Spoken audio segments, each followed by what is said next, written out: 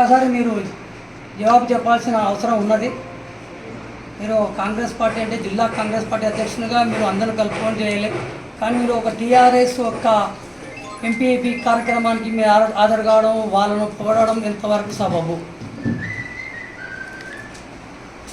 ఈ యొక్క కృష్ణాయనాయకానికి మేము అలా విధంగా మేము కృష్ణాయనాయకుడు ఒకటే విషయం వేస్తున్నాం. అయ్యా నీవు కాంగ్రెస్ పార్టీ సభ్యునివా?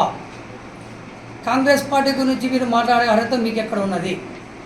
మీరు మీ పార్టీ గురించి మీరు మాట్లాడుకోండి, ఏమైనా చేసుకోకండి. మీరు మా యొక్క ఇంటర్నల్ మ్యాటర్ కాంగ్రెస్ పార్టీ వ్యవహారాల గురించి మీరు మాట్లాడడానికి మీరు ఎవరు ఇస్తారు? మీరు ఏమైనా అధికారికంగా మీరు కాంగ్రెస్ పార్టీలో చేరారా?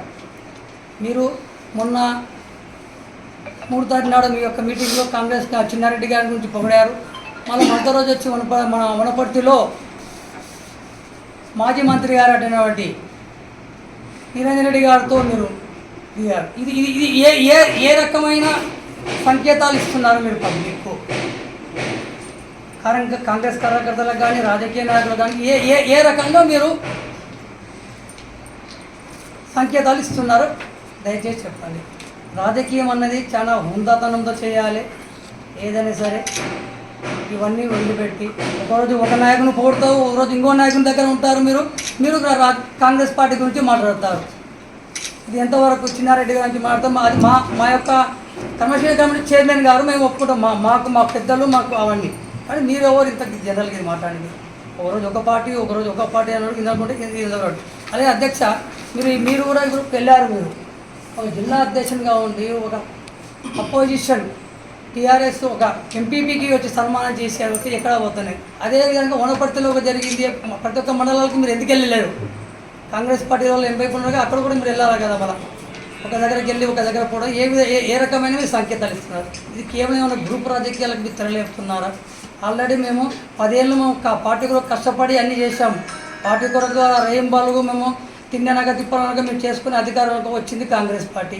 ఇప్పుడు కూడా మేము కాంగ్రెస్ పార్టీ అధికారం వచ్చిన తర్వాత కూడా ఏదో మీ గ్రూప్ రాజకీయాలు చేసుకుంటూ అన్ని చేసుకుంటూ కాంగ్రెస్ పార్టీని మీరు నాశనం చేయొద్దండి.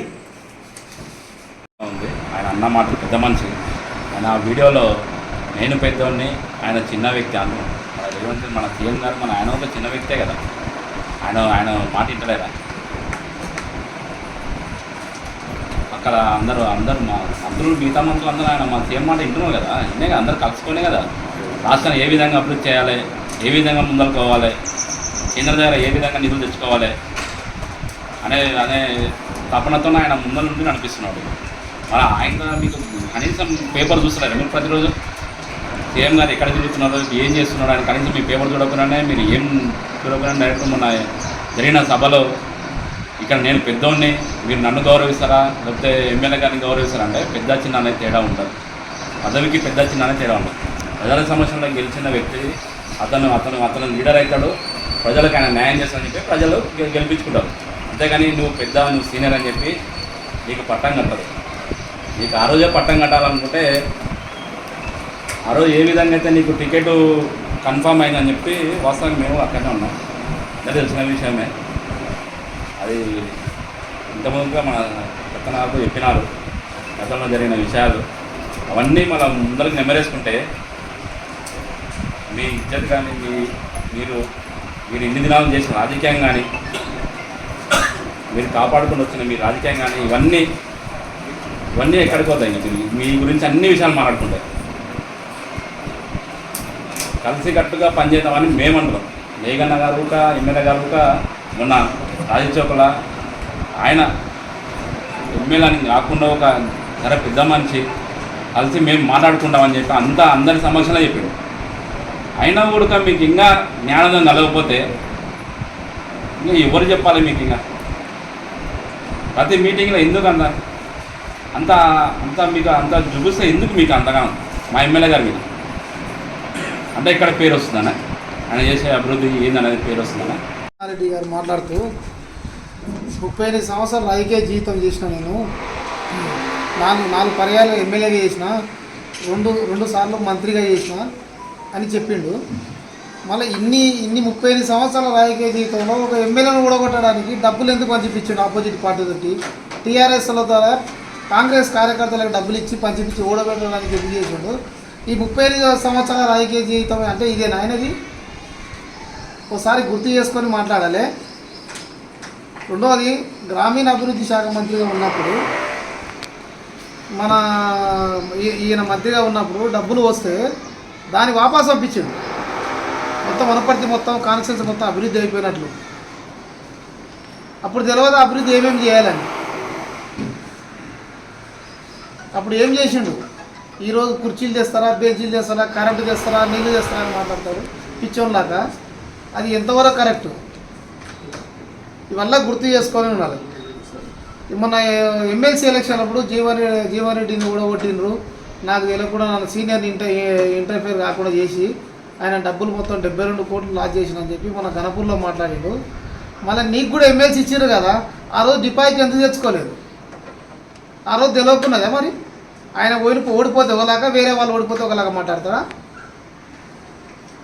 ఇవి కాంగ్రెస్లో పాటలో ఉండి కాంగ్రెస్ను ఓడగొట్టడానికి చూడడం ఎంతవరకు కరెక్ట్? అవెల్లా గుర్తుకుండడం లేదు. ఏజ్ పెరిగే కొద్దీ ముద్దిమతి తప్పి ఏం మాట్లాడుతూ తెలియని స్టేజ్లో ఉన్నాడు చిన్నారెడ్డి గారు. ఒకసారి మీరు గుర్తు చేసుకొని తెలిసి మాట్లాడండి.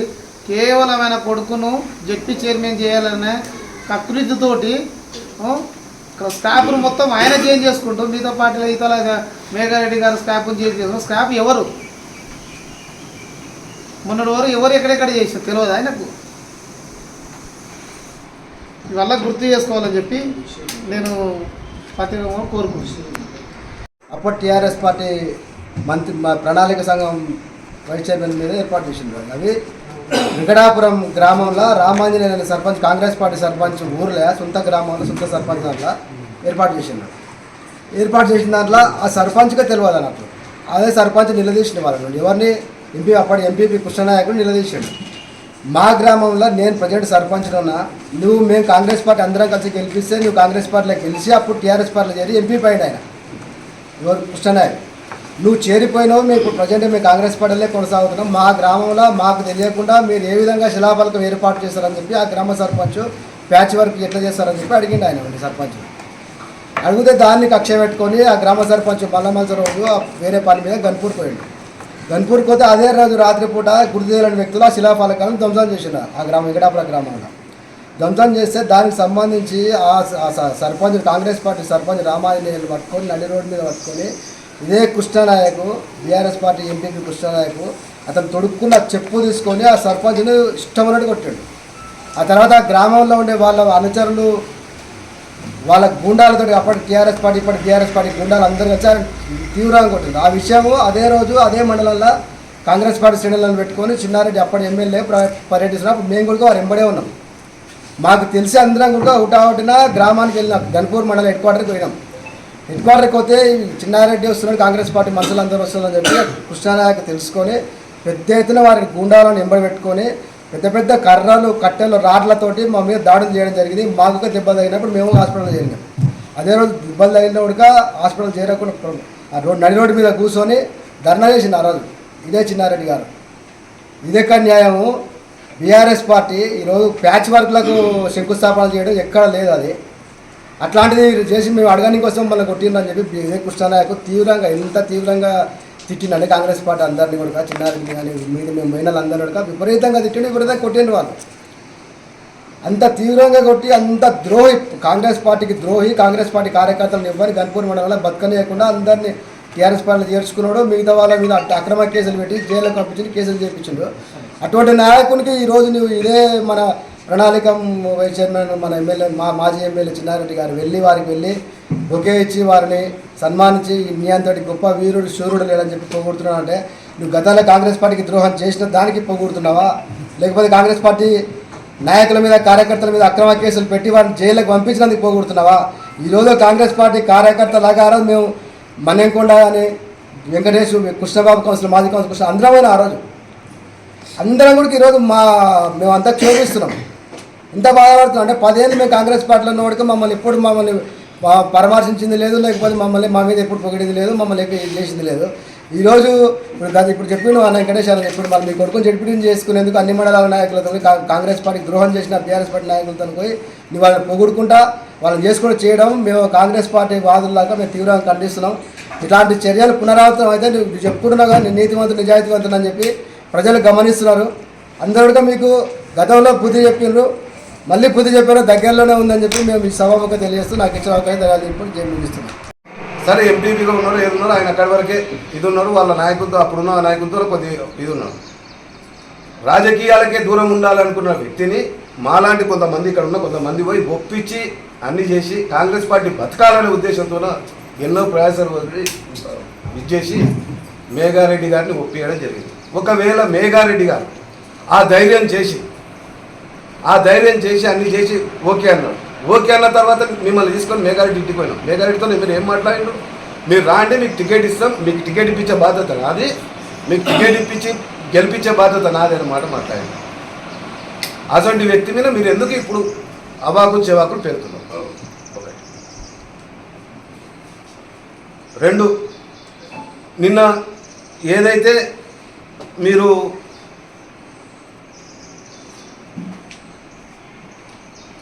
ఎమ్మెల్సీ ఎలక్షన్లో మొన్న జరిగినటువంటి ప్రజాప్రతినిధుల ఎమ్మెల్సీ ఎలక్షన్లో పాలమూరు ఓడిపోవడం అది మన ముఖ్యమంత్రి గారికి చాలా చెడ్డ పేరు వచ్చిందన్న మాట అన్నారు. అయ్యా గౌరవ చిన్నారెడ్డి గారు, మిమ్మల్ని గురువుగా భావించి మీకు ప్రణాళిక సంఘం ఉపాధ్యక్ష పదవించినటువంటి అన్న రేవంత్ అన్న, మీరు ఎక్కడ లేదని రేవంత్ అన్న ఎందుకు దీనిలో గుంజి లాగి ఇచ్చేస్తున్నారు అంటే మీ ఉద్దేశం ఏంది? రేవంత్ అన్న కరెక్ట్ పని చేయడానికి ఓడిపోయినాను మాట్లాడుతున్నారా? నేను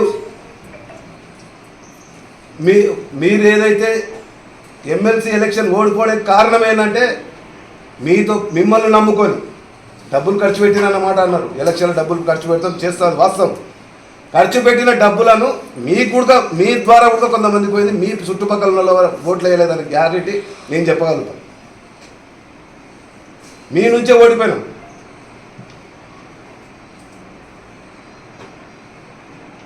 కానీ అది ఇతరులకు ఆపాదించదండి.